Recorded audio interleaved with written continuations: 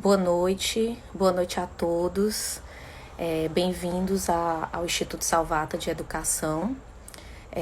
Hoje é mais uma live do Instituto Salvata. Nós que estamos fazendo todas as terças e quintas lives aqui no Instituto, com grandes nomes, não só locais, né, como também nacionais, internacionais. A gente tenta sempre trazer uma diversidade de temas, de pessoas com gabarito científico, trazendo evidência científica em primeiro lugar aqui no Instituto, já que é uma das causas que o Instituto levanta, né, que são a educação continuada e a educação permanente. Então, bem-vindos todos. Dizer que essa semana teremos mais uma live, em vez de 2 lives, a gente vai fazer 3 lives, né? Terça, quarta e quinta-feira. Espero que todos estejam aqui e aproveitem esse momento único que a gente está passando, né? E hoje a gente convidou e ficamos muito honradas, né? Eu, Andrés e Sara, minhas 2 sócias, do aceite do convite do professor Maurício Abrão, para falar de um tema tão importante, que é o tratamento cirúrgico da endometriose, mas a gente vai falar também de outras cirurgias eletivas que estão sendo adiadas no período da pandemia. Então a gente convidou ele para participar. Vou aqui acrescentá-lo à live.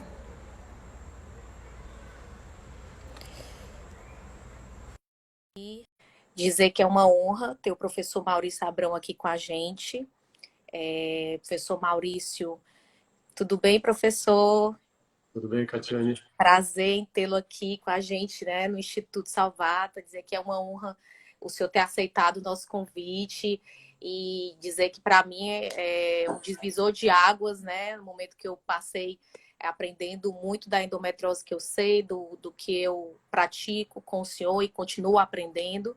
E o professor Maurício, ele é professor lá do departamento de ginecologia e obstetrícia da Faculdade de Medicina da USP, onde ele é responsável pelo setor de endometriose. Ele também é responsável pelo centro de treinamento em ginecologia avançada, em cirurgia avançada do Hospital da Beneficência Portuguesa em São Paulo. E hoje ele está como tesoureiro, secretário tesoureiro da AGL, mas que é um cargo que vai mudando, né, conforme os anos, são 4 anos de mandato, que vai da presidência até a pós-presidência. E é uma honra ter o senhor aqui para discutir esse assunto tão rico e com tantas variáveis, né, durante esse período agora da pandemia. Obrigado, Catiane. É uma honra para mim estar com vocês aí. Que bom, professor. Nós só estamos competindo com o Bolsonaro, que está fazendo uma live ao mesmo tempo. Exato. Talvez a gente escute alguns barulhos, né? Mas vamos tentar não ter interferências políticas nesse processo. É verdade. Mas é isso. Eu acabei de ver que hoje a AGL ela lançou um artigo, né, que o senhor é um dos autores, justamente sobre um pouco dessa história do como retornar às cirurgias eletivas. E dentro desse processo tem a endometriose como uma das cirurgias que foram postergadas nesse período de pandemia, né, professor? Esse desafio da pandemia do Covid-19, ele obviamente ensinou muito a todos nós aí e vai deixar um legado aí, vai ser um divisor de águas, né, da vida antes e da vida depois. Mas uma das questões é que a AGL, que provavelmente a principal entidade científica, a principal sociedade médica cirúrgica na nossa área, ela tem se preocupado muito com isso e rapidamente também se reinventou e criou um comitê de webinars, e esses webinars têm sido fantásticos, com mais de 2.000 pessoas acompanhando. E nesse comitê de webinars tem focado muito isso e estabeleceu diretrizes. E uma das diretrizes foi como a gente deveria se portar em situações da paciente com suspeita, com Covid, que tem indicação cirúrgica, coisa e tal. E mais recentemente, pensando numa retomada, né? Como fazer, de que forma que a gente faz, de que forma que a gente protege o paciente, protege o médico, protege o ambiente cirúrgico. E isso gerou aí algumas publicações que eu até, enfim, tive a honra de participar de duas delas aí, e que são muito interessantes. Recomendo aí aos colegas que possam ler no PubMed, né, que é o site médico aí de que a gente busca artigos médicos. Se vocês digitarem Abrão MS, vocês vão ver os dois artigos. Na verdade, o segundo, erroneamente, eles suprimiram o S. Então, se colocarem Abrão M, vocês vão ver os É dois artigos. verdade. Né? E esse segundo é esse que foi publicado hoje, né, professor? Que é o da reativação da cirurgia, né, durante esse período de pandemia, cirurgias eletivas, como é que se daria esse processo de reabertura, as recomendações, né, juntando com os artigos atuais, tanto em EPIs, como se proceder dentro de um hospital, reserva de leitos, os leitos COVID-free, até as testagens de paciente pré-cirurgicamente e como eles se dariam nesse processo também pós-cirúrgico, né?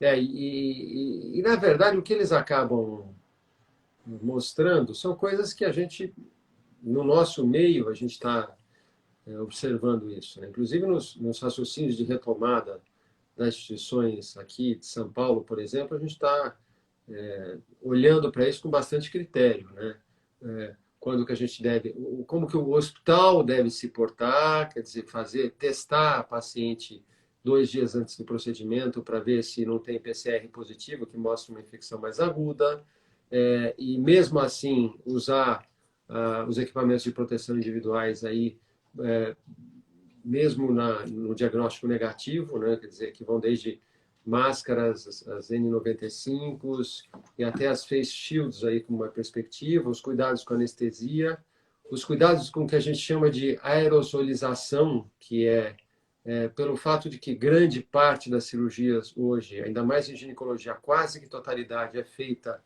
por via laparoscópica, por via minimamente invasiva, a gente tem que tomar cuidado de não deixar esse gás, né, disseminar o procedimento. Eu até fiz um vídeo recente, pretendo refazer um outro, tem um outro procedimento em breve aí, que a gente quer equacionar tudo isso aí para começar a deixar uma orientação, né, para todo mundo que está retomando os procedimentos cirúrgicos. Exatamente, porque o complexo não é só para o médico em si, mas para a confiança do paciente em relação àquela equipe, né? Ou se ela está tomando todos os devidos cuidados em relação à saúde, porque alguns artigos trouxeram essas taxas de mortalidade aumentada em relação a pacientes que fizeram cirurgias eletivas, né? Que por mais que tenha um N pequeno, é o que a gente tem de literatura, né, professor? É verdade, e é fato, isso que você está falando é concreto, quer dizer, é um processo de aprendizado contínuo aí em relação a isso. Exato. E esse aprendizado é que a gente tem que, obviamente, tomar uma série de cuidados, né, e atender a paciente nessa retomada. E lembrando o que você falou no começo, por que a endometriose está no meio termo da história? Né? Porque é uma doença que não tem aquela característica emergencial de um câncer, e muitas vezes, às vezes até tem, não comparando com o câncer em si, mas comparando com a necessidade de cirurgia rápida em quadros de dor maior, enfim, ou de obstrução, alguma coisa assim.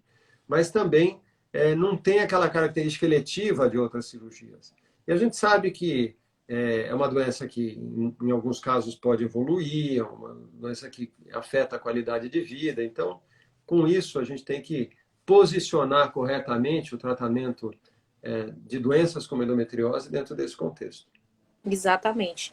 E é uma das perguntas que até encaminharam para a gente era como a gente classificaria, né, a cirurgia da endometriose, se existem subdivisões dentro da cirurgia para endometriose, em cirurgia de urgência ou emergência, ou cirurgias, umas urgências eletivas, ou se é eletiva essencial, né?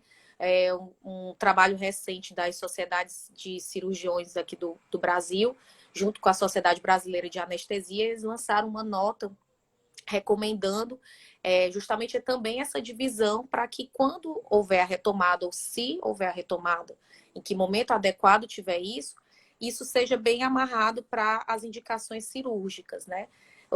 Como é que a gente pode definir a endometriose dentro desse processo de, será que ela é uma cirurgia de urgência? Quando ela deve ser de urgência? Quando ela deve ser postergada? Mas até que ponto ela deve ser postergada, né? Quantos meses, enfim. Como é que a gente poderia classificar, professor? A grande incógnita, Catiane, é que dentro do nome endometriose tem várias doenças. Então não dá para generalizar e botar tudo num pacote só. Então, por exemplo, a doença peritoneal, talvez dê para a gente esperar mais um pouco. Por outro lado, a doença ovariana tem um contexto diferente, a doença profunda tem um contexto também um pouco mais importante, e mesmo dentro do nome doença profunda, a gente tem casos que comprometem o intestino, não comprometem, que geram obstrução, não geram obstrução, ou seja, mesmo na tentativa da gente tentar organizar esse raciocínio, eu acho que é o bom senso que fala mais forte. Com certeza. Que é a partir desse processo, né, até de relação médico-paciente, né, você conseguir ou manejar um pouco mais a dor e conseguir postergar se a doença não for tão grave, mas quando a doença é grave, você deve agir, deve explicar para a paciente e tentar contextualizá-la num processo de iniciativa de cirurgia mesmo, né, de como iniciar esse processo frente aos planos de saúde, ou frente também ao início do internamento da paciente, de como isso vai se dar, né? Com certeza. E os próprios planos de saúde eles estão se adaptando com essa realidade, né? Exatamente.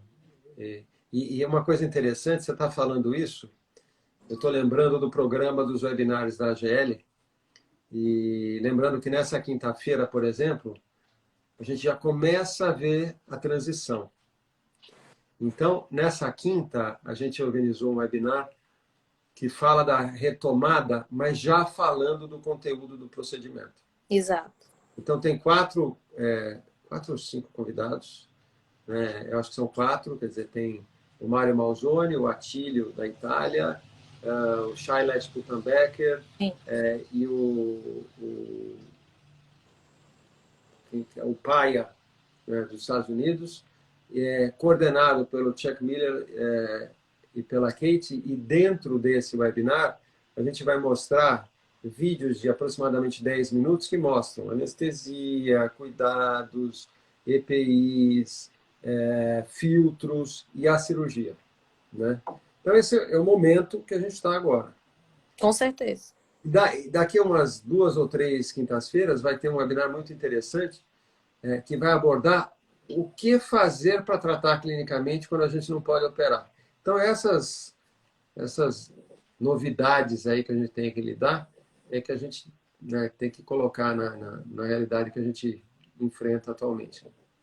E exatamente o que traz um artigo que foi publicado recentemente sobre o enfrentamento durante a pandemia, né, de como a gente deve manejar a endometriose, as pacientes com endometriose. E um ponto bem importante foi justamente esse manejo da qualidade de vida, né, do olhar mais para a equipe multidisciplinar, nutrição, médico da dor, fisioterapia, até mindfulness, enfim, outros processos de tentativa de melhoria de qualidade de vida, enquanto há isso.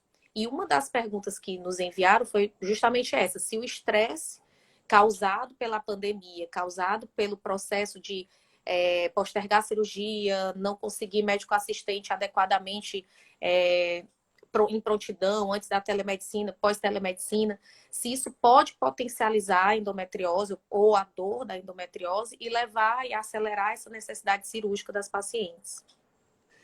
Essa é uma pergunta bem interessante, mas a gente tem que olhar de focos diferentes, na minha opinião, Catiane, porque o estresse, por um lado, ele pode, obviamente, e eu sou defensor dessa ideia, até meu livro, Endometriose, uma doença contemporânea, uma visão contemporânea, que a gente publicou há alguns anos, eu sempre falo que um dos principais capítulos desse livro chama Ansiedade, Estresse e Doença. E aonde eu faço uma leitura dessa questão de uma forma bem dirigida para isso. Quer dizer, claramente para mim, estresse e imunidade estão relacionados com a doença. Agora, se a gente olhar isso de uma forma, refocar isso do lado prático, é difícil de mensurar, né? E se a gente olhar isso para a ótica da pandemia que a gente está vivendo, também é difícil de quantificar, porque você tem situações que a pandemia gera um aumento de estresse, que é em toda essa sensação de aprisionamento que a gente tem, né, e que a gente está vivenciando, enfim. E você tem situações que ela gera também uma releitura do estresse, né? E é por isso que, claramente, todas essas atitudes, atividades aí que podem falar em favor do que se chama hoje de medicina integrativa, elas são benéficas, mas também tem a limitação. Por exemplo, uma coisa que eu defendo muito, que é o exercício aeróbico, muitas vezes ele está limitado em tempos de pandemia, a menos que a pessoa tenha, essas academias estão fechadas, a menos que ela tenha acesso a uma esteira, alguma coisa assim. Então é complexo isso, mas claramente isso deve chamar atenção para essa questão de que o estresse ele deve ser olhado de frente aí em situações como essa e em outras também. É. Não, o que é importante é esse olhar, como o senhor acabou de falar, né? E daí vem a história da equipe multidisciplinar e a importância dessa equipe frente ao tratamento das pacientes com endometriose, que são muitas questões que elas mandam, né? Se o processo de imunidade, ou seja, será que as alterações imunológicas que a paciente com endometriose tem, podem afetar ou potencializar um risco maior de adquirir o coronavírus, enfim, ou uma gravidade da doença? Os estudos não mostram isso, né, professor? Não, tem uma limitação nesse tipo de olhar, sem dúvida. Enfim, essa é uma coisa que a gente tem que estar sempre atento aí a todo esse raciocínio. Exatamente. E sobre o próprio ato cirúrgico, assim, em si, né? Aí também trazendo uma pergunta que foi enviada para a gente. O uso dos filtros, como o filtro de EPA, enfim, os filtros que agora as indústrias estão nos trazendo em relação à diminuição da potencialidade de aerolização daquele processo ali no ato cirúrgico. Ele deve ser recomendado para todas as cirurgias, né? As de endometriose e as outras cirurgias, principalmente cirurgias ginecológicas que a gente está falando aqui. E o tempo cirúrgico, a gente sabe que algumas cirurgias de endometriose, elas têm um tempo prolongado, principalmente quando tem equipe multidisciplinar, entre coloproctologista, urologista. Como a gente deve categorizar essas pacientes em relação ao início da cirurgia ou pré-cirurgicamente? Então, a questão dos filtros, eu acho que os filtros, eles sempre deveriam ter existido, né? A gente sabe que hoje o que a gente tem pela frente é o Covid-19, mas se a gente for analisar tamanho de partícula e for pensar até, não no Covid-19, até coisas menos conhecidas, ou, enfim, e talvez que não tenham chamado a atenção porque tenham menor mortalidade, mas não são pouco importantes. Por exemplo, aerosolização de vírus de hepatite, aerosolização até do HPV. Sim. Né? Então, claramente, a gente tem que olhar para a proteção do time, do meio, né? E o problema é que tem o desconhecimento em cima de exatamente a capacidade que o filtro tem de filtrar partículas de determinado tamanho, enfim. Então, o que se faz hoje são soluções, às vezes, intermediárias, de colocar a água como interpondo a água no processo de filtragem, né, como uma alternativa um pouco mais barata, ou mesmo algumas indústrias já ofereciam, e era pouco utilizado e olhado para isso, algumas opções de filtro, né? Que a gente tem várias indústrias aí que produzem laparoscópio que já tem essa solução, né? O que precisa ser feito daqui para frente é a gente testar se essa solução É é uma adequado. solução adequada para o que a gente precisa, né? Então, eu acho que claramente isso é uma coisa que vale a pena aí a gente estar de olho e ter a capacidade de olhar lá na frente, é capaz até de surgirem formas de a gente conseguir, no futuro, testar aquele gás para ver a capacidade né, de disseminação que existe em relação a isso, né?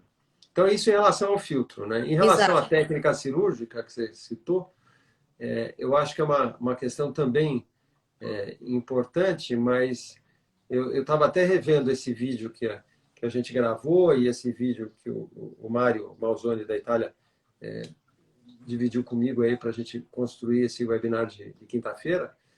Eu acho que, com certeza, não só o tempo cirúrgico em si, sim o tratamento por uma equipe especializada. É aí que vem a grande mensagem, né? Que está por trás do tratamento da doença e não só do momento que a gente está vivendo, Sim, né? A gente está conversando aqui sobre uma doença super complexa, multifacetada, tem várias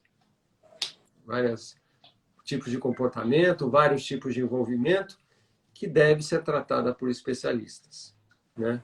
Quer dizer, é especialista que tem que olhar para a doença. É exato. especialista que tem que olhar para a construção do diagnóstico, para a construção da estratégia terapêutica, para a opção cirúrgica e para o pós-operatório, enfim. Mesmo que em associação com o ginecologista geral, né? Que pode até dar o segmento para paciente e assim por diante. Mas essa visão mais ampla é essencial, né, para um tratamento certeiro para essas pacientes que sofrem tanto, né? A gente sabe que a endometriose é a principal causa de dor pélvica na mulher, é a principal causa de infertilidade feminina, provavelmente, e uma das principais causas talvez a principal causa de absenteísmo na mulher, de ausência ao trabalho. Sim. Então, por isso que a gente tem que ter um olhar muito correto para esse tipo de paciente. E isso me lembra também algo que eu estou analisando, né, nos últimos acontecimentos em relação ao processo discriminatório, né, da endometriose. Com a mulher é subjugada por ter dor ou por passar por vários médicos ou várias situações em relação à endometriose profunda, grave, que causa absenteísmo, causa todo esse processo que você acabou de falar, mas que mesmo assim é negligenciado. E aí, quando a gente entra na seara cirúrgica, agora eletiva, eu já escutei de vários colegas, enfim, médicos, e dizer, mas a endometriose não é uma cirurgia tão necessária assim, né? E isso é muito relacionado com esse sexismo, né? Com um pouco dessa alteração de subjugar a dor feminina, né? Com certeza. E a cirurgia para o tratamento da endometriose não significa que a cirurgia está sempre indicada. Eu costumo dizer muito para as minhas pacientes e quando a gente dá aula, enfim, que o melhor cirurgião é aquele que sabe não indicar a cirurgia. Exato. Mas muitas vezes a gente tem que ter algoritmo terapêutico. A gente tem que saber quando indicar. E saber quando indicar é saber que o que temos para o momento para tratar de verdade a doença são os tratamentos cirúrgicos. Os tratamentos clínicos, eles tratam o sintoma, mas não tratam a doença. Então a gente precisa tomar até muito cuidado com a ilusão de que droga reduz a lesão. Não, não reduz. Não existe nenhum trabalho no mundo que fale que qualquer medicação hormonal vai diminuir a doença. Às vezes diminui o tamanho do endometrioma, do cisto de ovário. Mas Mas ele não é porque continua. diminui a doença, é porque diminui o sangue lá dentro, né? O endometrioma continua lá. Mas em função disso, a gente tem que ter formas de acompanhar a paciente. Hoje mesmo atendi uma paciente que tem uma endometriose intestinal, que não tem obstrução, mas é uma doença intestinal que não é desprezível em termos de tamanho, tem cistinhos de ovário com endometriose pequenos pela imagem, zero de sintoma, zero. Eu comecei administrando um tratamento clínico para ela não quis usar mais o tratamento clínico. O que eu fiz? Eu estou acompanhando ela. E com muita cautela. né? E o problema é que ela tem que saber que se aumentar os sintomas. Aí que vem aquela pergunta do estresse que você falou. Exato. Eu estou tendo a necessidade e tendo que ter a capacidade de tentar olhar de uma forma global essa paciente, né? Isso enfim, está construindo aí uma questão bacana aí em relação ao olhar para esse tipo de paciente, né? Então, ela está lá com a doença mantida. A gente tem, você sabe que um colega que trabalha com a gente, ele é pioneiro no ultrassom para a doença, que é o Sim. Manuel Orlando. Enfim, ele estava na clínica hoje, ele fez ultrassom de controle e, de um ano para cá, a doença estável. Mulher com 40 e poucos anos, não quer engravidar agora, não tem dor, vamos acompanhar. Agora, tem situações que não tem jeito, quer dizer, ela tem dor, a doença começa a crescer, incomoda, ou às vezes até tem uma repercussão maior, que a cirurgia é mandatória e muda a vida dessa pessoa. Sim. Então, é isso que... E se você transportar isso para os tempos de Covid que a gente está vivendo, é essa alquimia, esse balanço, né, que é uma gestão mesmo, né, uma do gestão, é processo. gestão de saúde. Exatamente. E é o que a gente costuma falar para as pacientes, né? Muitas delas têm um processo de dor crônica e que, em geral, não é só o ato cirúrgico em si que vai melhorar a dor dela, né? Que às vezes elas depositam muito em um só tipo de tratamento e, na realidade, tem vários tratamentos associados a esse processo de melhoria da qualidade de vida, da dor crônica, da própria endometriose em si. E o que o senhor acabou de falar responde até uma pergunta que uma das pessoas fizeram aqui, né? Aqui já no chat, sobre quando deve indicar. Será que todas as endometrioses elas são cirúrgicas, né? Como o senhor falou, não. E as pacientes assintomáticas, em muitos casos, não têm indicação cirúrgica, mas tem alguns casos específicos que tem, né, professor?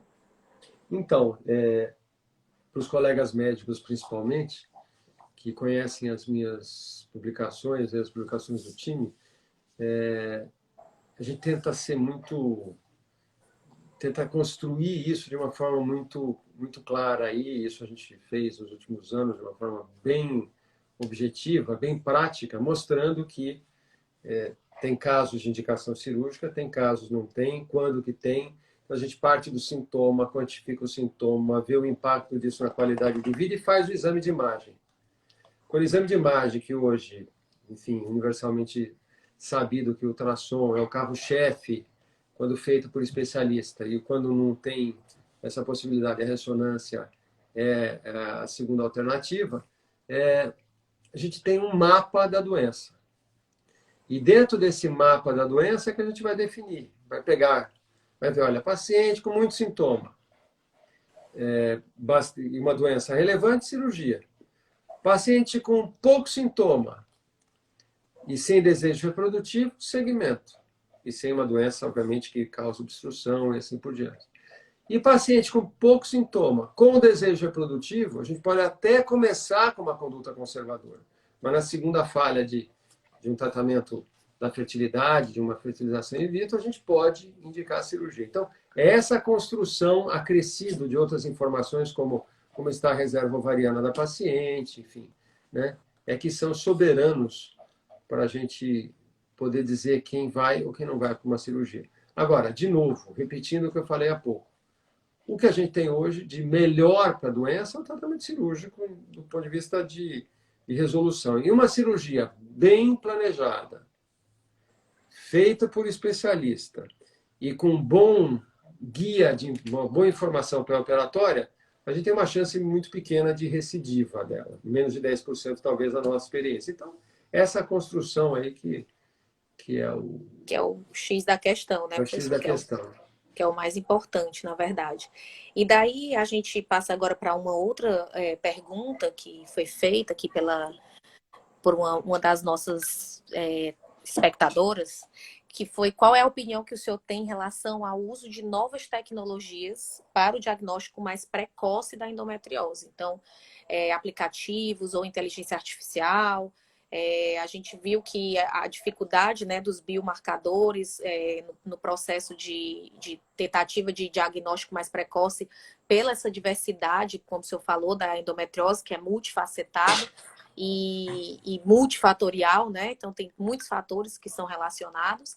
Mas será que existe algum outro método, enfim, que possa usar a inteligência artificial para esse diagnóstico um pouco mais precoce? Ainda não. Eu confesso a você, Catiana, acho que a gente não teve a oportunidade de falar sobre isso, que a gente está envolvido aí em um estudo super importante aí em relação a isso, mas tudo isso de um âmbito mais de uma população geral, do âmbito de screening mais amplo, né? Mas a gente ainda não está nesse ponto ainda para dizer que, olha, chegamos lá.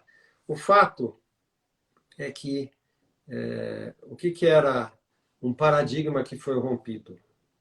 Que doenças como a endometriose, elas precisavam de uma laparoscopia para um diagnóstico efetivo. Por que o paradigma foi rompido? Porque a gente começou através de... Eu comecei explorando marcadores, eu fiz até meu doutorado anos atrás com CA125, com outros marcadores. Tinha até alguns benefícios mínimos, mas eram o que tínhamos para a época. E não tendo aquele raciocínio de sensibilidade, especificidade para a doença, a gente migrou para a imagem. E foi fazendo uma trajetóriazinha nisso. Começamos pelo ultrassom transretal, ressonância, e desenvolvemos esse protocolo de ultrassom, que se tornou aí um protocolo que ainda assim não são todas as especialistas que já estão fazendo com uma acurácia bacana aí que a gente precisa. Mas ainda assim, isso avançou de uma forma bacana, de uma forma impressionante. Então, nessa trajetória, a gente acabou rompendo paradigmas e mostrando que, às vezes, o ultrassom é até melhor que a ressonância. Sim. A gente tem até esse último estudo aí que a gente está para submeter para publicação, comparando o ultrassom com a laparoscopia diagnóstica. É super bonito, Catinha. Você precisa ver que bacana. A gente comparou o ultrassom com o começo da laparoscopia. Sim. E fez o começo de uma laparoscopia numa série de 150 pacientes, como uma laparoscopia diagnóstica. Aí deu um pause, né, e pediu para examinador externo, cego para ultrassom, para rever a laparoscopia diagnóstica. Resultado: o ultrassom foi melhor do que a laparoscopia em quantificar a doença. Então, isso que está dando bastante segurança, isso que faz parte de uma construção terapêutica em relação a isso. Nessas publicações que a gente acabou fazendo, comparando o ultrassom com ressonância, a gente percebeu que o ultrassom era um pouco melhor que a ressonância, mas ambos são examinadores dependentes, a gente sabe.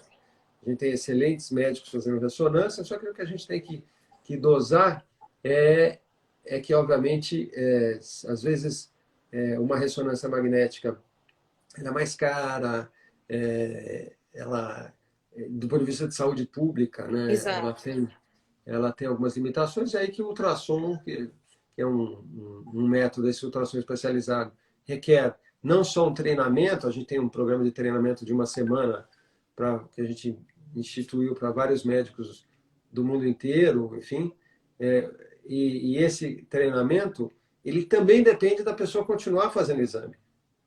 Eu me lembro muito bem de ter treinado, por exemplo, um médico que em 2013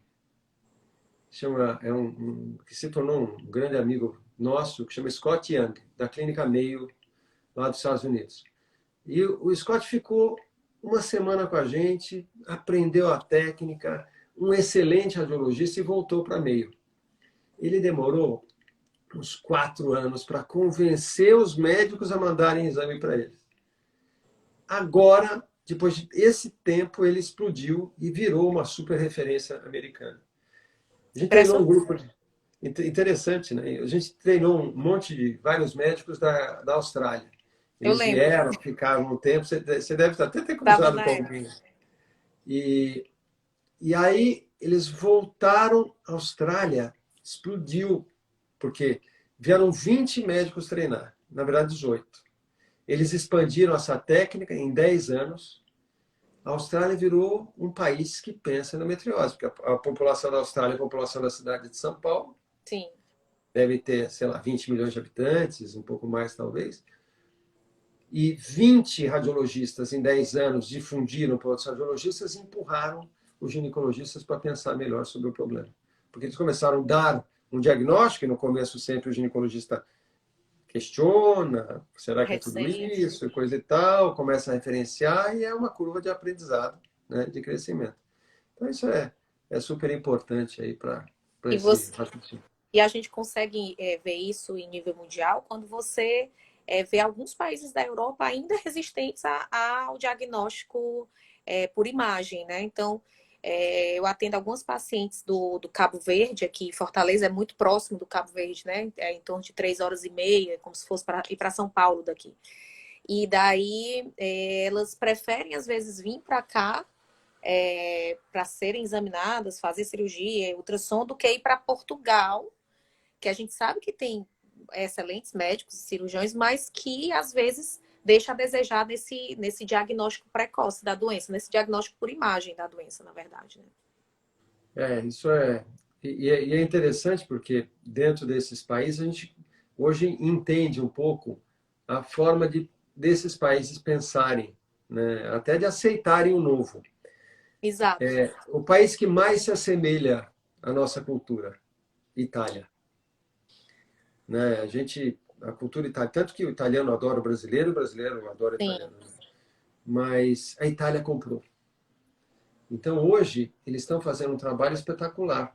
Tem grandes cirurgiões, grandes médicos de diagnóstico por imagem, no, desde a Sicília até o Piemonte, tem gente forte em relação a isso. E a gente tem tido a oportunidade de ir bastante para lá, para interagir com os colegas de lá, isso tem sido bem interessante.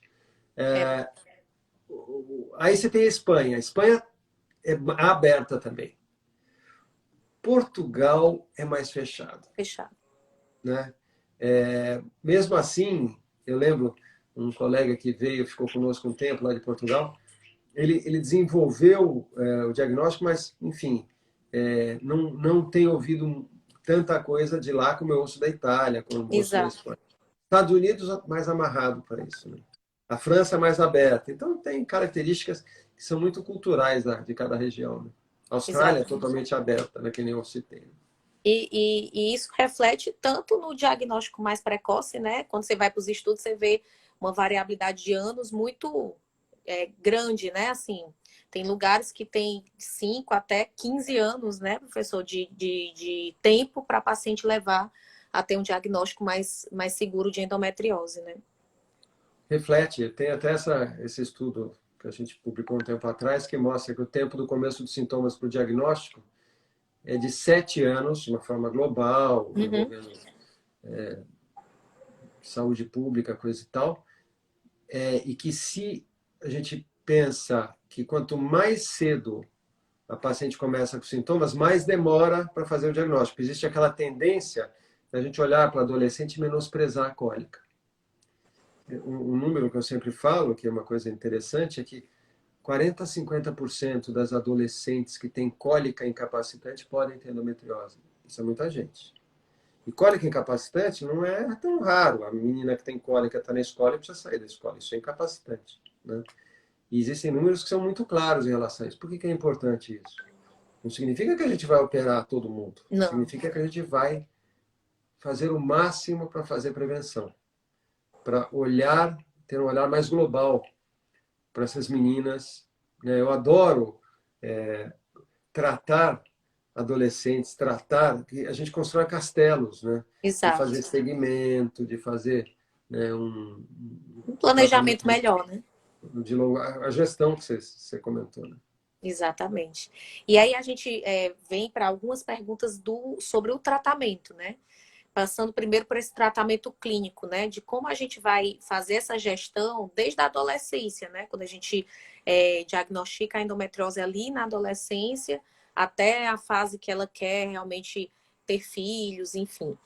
E aí a gente tem vários medicamentos. Um deles que perguntaram aqui são os implantes de gestrinona, se existe alguma evidência científica em relação ao tratamento com a gestrinona ou se existe uma indicação mais precisa para ela.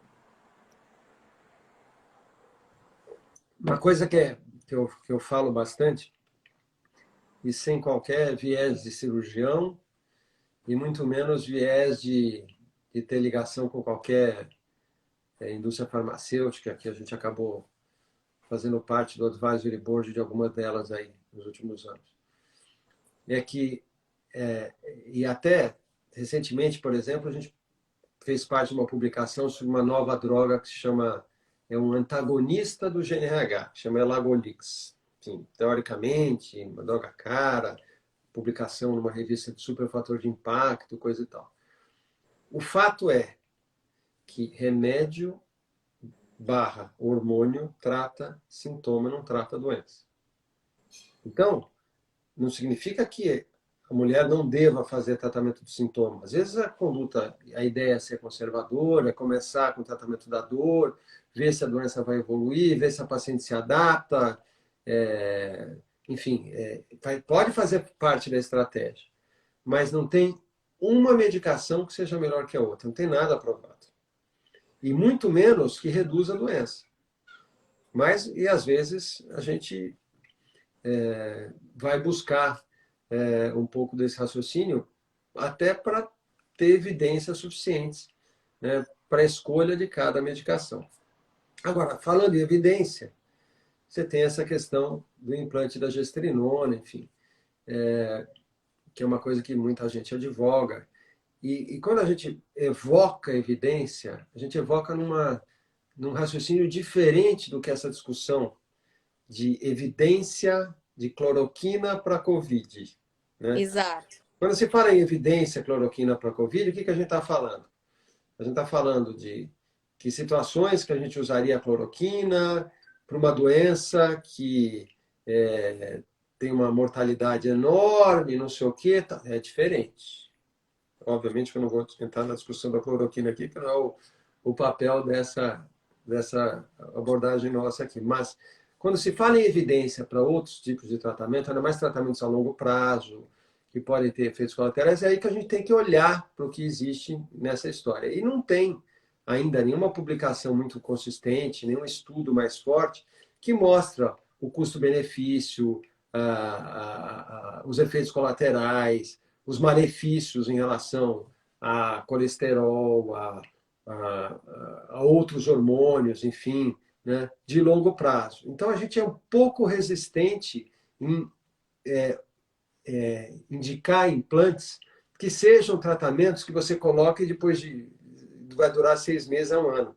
Né? Quer dizer, e que se vai tirar, é difícil tirar, coisa e tal. Então, eu particularmente não preconizo o implante de gestrinona para as minhas pacientes. E vou adequar a forma de tratamento na dependência de cada doente, de cada sintoma e de cada momento da vida dela. Sim. Então é aí que o especialista tem que estar olhando se ela vai tomar uma pílula, se ela vai usar um adesivo, um anel, alguma medicação injetável, uma medicação, né, enfim, um DIU de progesterona, enfim, alguma coisa nessa linha de raciocínio, ou até essas medicações mais modernas, que obviamente cada situação é uma situação diferente para isso. E como o senhor falou, né? Cada paciente de maneira individual é a escolha, né? Uma das pessoas perguntaram sobre o Dianogest, né? Como uma fonte principal de tratamento, e a gente sabe que não é bem isso, né? A gente tem um bom progestágeno, mas que cada paciente tem a sua adequação, entrando junto com os efeitos colaterais, né? O que você deve realmente utilizar, em que tipo de endometriose deve utilizar no pré ou no pós-cirúrgico. Uma das perguntas também foi essa, né? Como tratar no pós-cirúrgico. Então, existe algum medicamento principal? Ainda tem o papel, o Zoladex, no pós-cirúrgico? Ou não, né? O que o senhor tem a dizer, assim, sobre isso? Então, no pré-cirúrgico, eu acho que tem o valor qualquer uma dessas medicações que a gente vai adequar para cada paciente, não no sentido de preparar a paciente para a cirurgia, mas no sentido de ver como ela responde e, eventualmente, considerar a ideia de não indicar a cirurgia.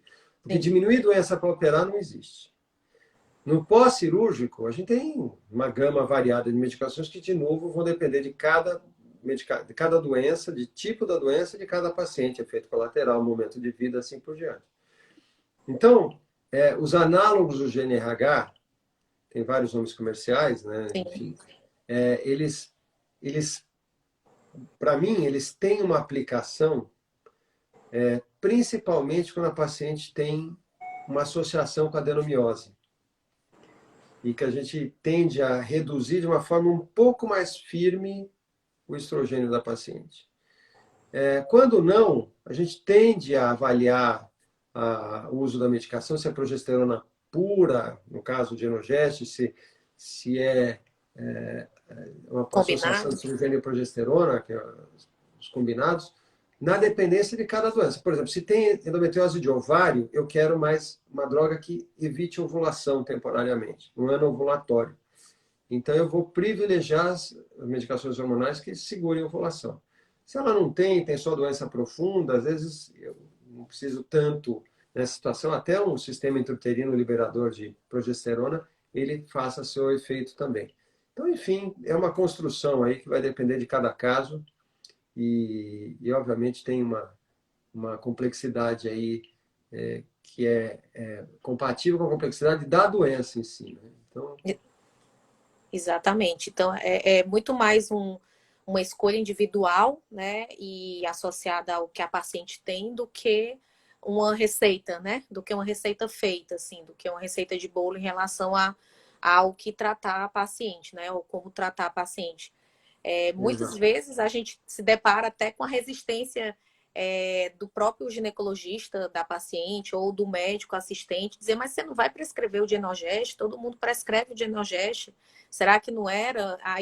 E aí você tem que explicar toda a fisiopatologia ou todo o processo de escolha em relação a isso. Então, essa desmistificação ela é muito importante para o tratar da paciente, né? Perfeito. E a gente tem que sempre estar de olho na reserva ovariana da paciente. Então, que também faz parte do carro-chefe do raciocínio para cada caso, né? Então, por isso que avaliar a reserva ovariana através de um ultrassom que conta folículo primordial, através de um hormônio antimileriano, também faz parte dessa decisão. Porque a gente sabe que quem tem endometriose, muitas vezes pode ter uma reserva ovariana um pouquinho mais baixa. A gente tem que tomar cuidado em relação a isso. É por isso que cada vez mais a gente fala em preservação de fertilidade. Preservação de fertilidade é uma situação que a gente tem está crescendo aí para todo mundo, para essa interpretação. Amanhã mesmo eu vou ter, talvez até você tenha visto, uma live com um oncologista que chama Fernando Maluf, um oncologista ótimo que trabalha com a gente aqui em São Paulo, para a gente discutir isso em tempos de Covid, para pacientes oncológicas, para pacientes com endometriose, para pacientes com situações variadas aí, onde isso se impõe para a gente fazer esta gestão terapêutica que a gente está comentando. Até porque foi uma das recomendações, né, da Anvisa era não ter procedimentos em relação à reprodução assistida, né? Mas em muitos casos isso é necessário, né? Então, paciente oncológico que vai precisar preservar a sua fertilidade, ou pacientes com idade mais avançada que não tem tanto tempo a perder. Então, é complexo quando a gente entra nessa onda da pandemia, das proibições, entre aspas, né? Assim, socialmente, tanto pelas nossas organizações e agências nacionais de saúde, mas também para a própria paciente, né? Às vezes ela tem aquele receio de, será que eu estou fazendo a coisa certa? É o tempo? Como eu estou me expondo, né, em relação a isso? É verdade. É essencial tudo isso, né? Então... É importante ter essa visão, né, mais ampla, inclusive para desmistificar, né, tudo isso, assim. De tentar trazer um conforto também nesse período, né, professor? Resgatando um pouquinho do início que a gente estava falando em relação ao tratamento cirúrgico, né? A gente consegue, foi uma das perguntas assim que mandaram para a gente consegue classificar a endometriose nas pacientes com dor, né, indicação cirúrgica pela dor, em urgências eletivas, porque se a gente entra nesse processo de urgências eletivas, a gente tem aí 2, 3 semanas, teoricamente, para resolução, né? E não seria tão postergada como está sendo. O que que o senhor pensa sobre isso em relação a esse tempo de espera da cirurgia para paciente da endometriose? Então, Catiane, eu acho que assim, sobre a ótica da espera em si, do momento, eu acho que eu vou pensar, por exemplo, no momento que a gente está vivendo no Hospital das Clínicas. É um momento triste, porque lá a gente tem. O hospital hoje está dedicado ao tratamento da Covid, pela característica do hospital público, coisa e tal. Se a paciente não tiver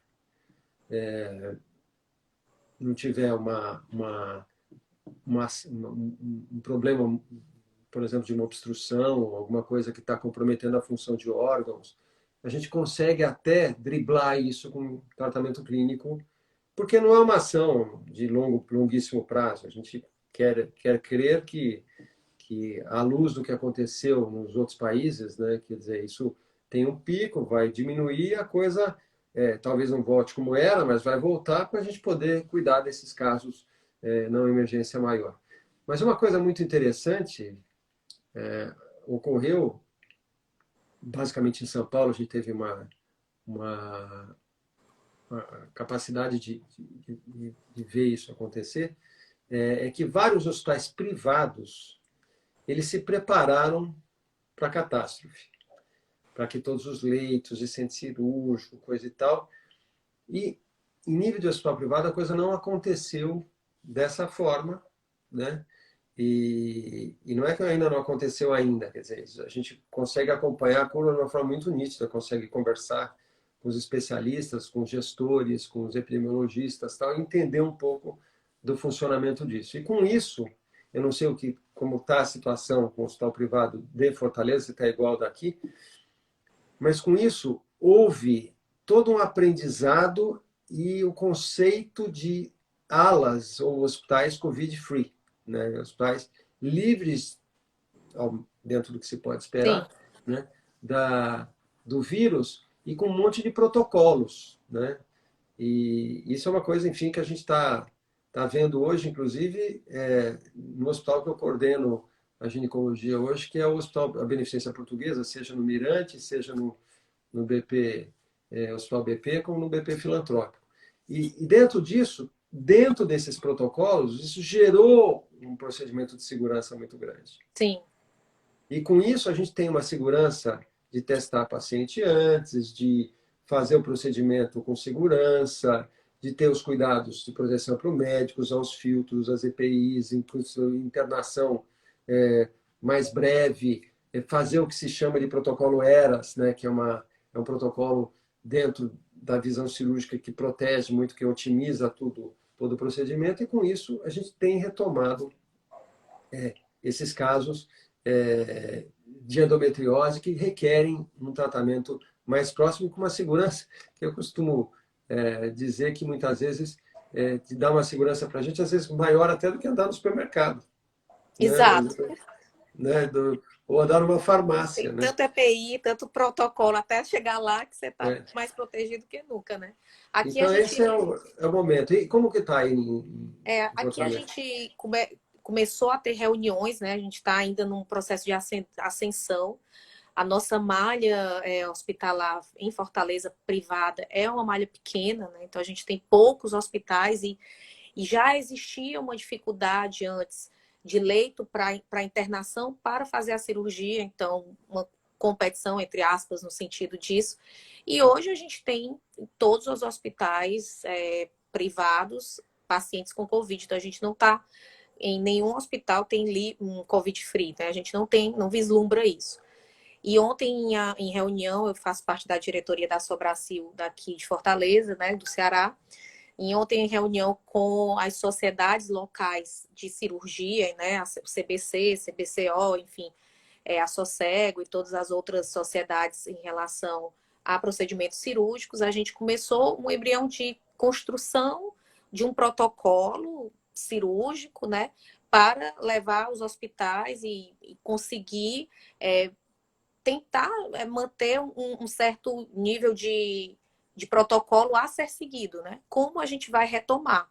porque a retomada ela vai existir, mas ela precisa justamente desse processo organizacional.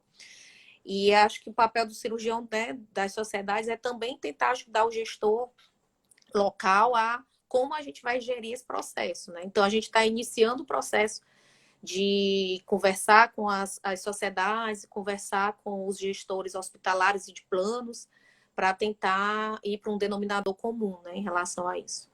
Eu estou super à disposição, Catiane, de mandar algum material para vocês ou até participar de alguma conversa, Que usando um bom, pouco da experiência que a gente está tendo aqui nesse momento. que bom.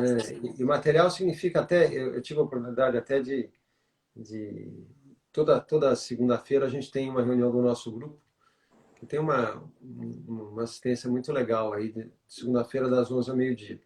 E na última reunião, a nossa fellow, a Priscila, apresentou um vídeo muito bacana aí, que ela editou, de uma cirurgia que a gente fez, e seguindo os protocolos, né? E foi exatamente o que eu pedi para os médicos que vão participar desse webinar de quinta-feira da AGL. Quem tiver Fazer. interesse, até agl.com, aagl.org.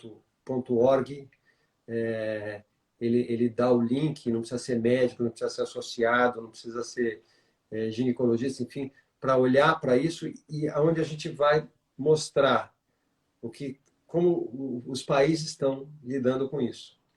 E da mesma forma que nesse videozinho que a gente fez, a gente mostrou um pouco disso. Desde a entrada no hospital, né, os protocolos de segurança, os elevadores, a limpeza, o andar dedicado, e isso, enfim, vai dando, né, áreas de que a vida está andando. Exato. Né? Obviamente com todas as cautelas pertinentes e necessárias para o presente momento, né? E de novo, lembrando até o que eu comentei há pouco, né?